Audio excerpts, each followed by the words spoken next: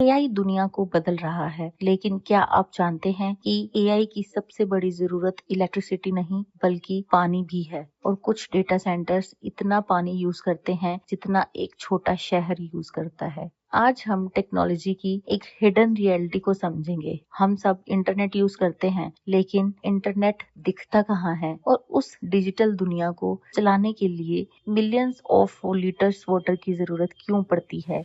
ये कहानी है डेटा सेंटर्स की।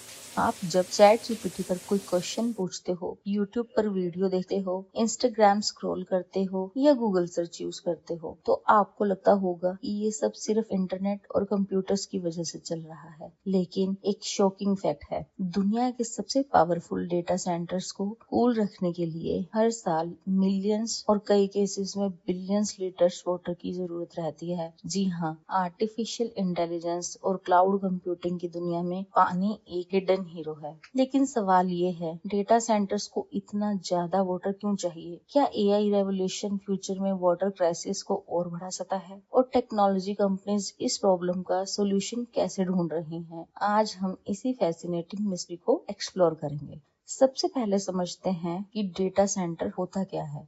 डेटा सेंटर एक जायंट फैसिलिटी होती है जहां थाउजेंड्स या कभी कभी hundred of thousand servers 24/7 continuously काम करते रहते हैं। यही सर्वर्स आपकी फोटो स्टोर करते हैं, यही नेटफ्लिक्स और यूट्यूब वीडियो स्ट्रीम करते हैं, यही ऑनलाइन बैंकिंग, यूपीआई ट्रांजैक्शंस और एआई मॉड्यूल्स को रन करते हैं। आज की डिजिटल वर्ल्ड इन्हीं डेटा सेंटर्स पर डिपेंड करती है, लेकिन इनके साथ एक बड़ी प्रॉब्लम भी आती है, हीट। सोचिए, आपका लैपटॉप सिर्फ कुछ घंटे यूज करने के बाद गर्म हो जाता है। अब इमेजिन कीजिए एक बिल्डिंग जहां 50,000 से लेकर 1 लाख तक हाई परफॉर्मेंस सर्वर्स एक साथ काम कर रहे हों। ये सर्वर्स इतनी ज्यादा हीट जनरेट करते हैं, अगर कूलिंग सिस्टम फेल हो जाए तो सर्वर्स ओवरहीट हो सकते हैं, परफॉर्मेंस ड्रॉप हो सकती है और ये सारे एक्सपेंसिव इक्विपमेंट डैमेज भी हो सकते हैं। इसीलिए कूलिंग डेटा सेंटर का लाइफलाइन होता है और यहीं से वाटर की स्टोरी भी शुरू होती है।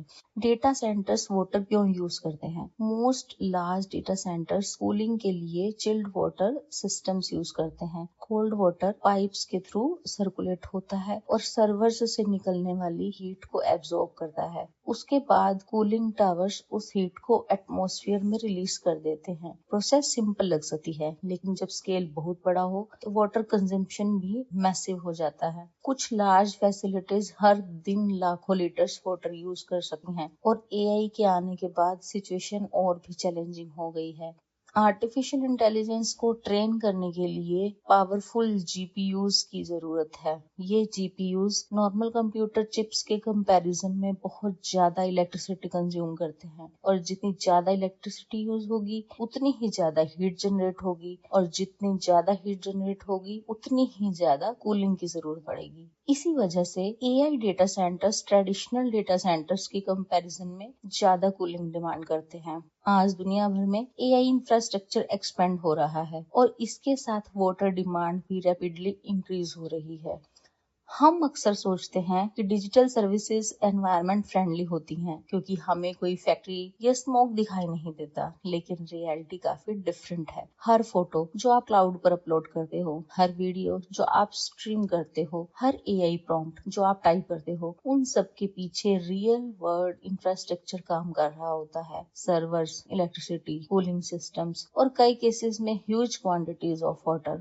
डिजिटल वर्ल्ड वर्चुअल जरूरी है, लेकिन उसका एनवायरमेंटल फुटप्रिंट बिल्कुल रियल है।